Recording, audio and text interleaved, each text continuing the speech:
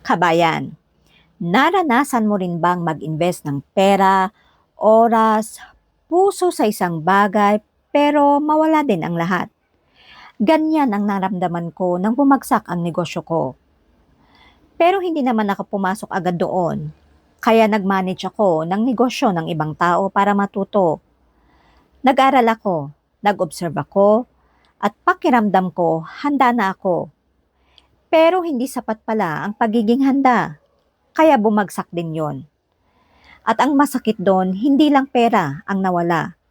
Ang pride, ang tiwala sa sarili, kasama rin na nawala. Kaya naman naisip kong mag-abroad sa Europa para makaahon. Pero naudlot din yon. Pero sa likod ng pag-uudlot ng lahat ng yon, may isang bagay na hindi umuudlot.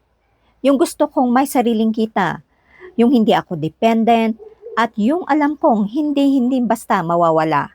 Kaya naman ngayon, may tinataak ako dahil hindi pa tapos ang kwento ko.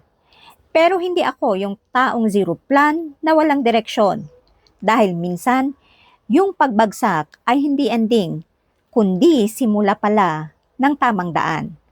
Kaya kung kinakausap ka ng content na ito, mag-comment ka dyan kabayan ng bumagsak pero bumangon.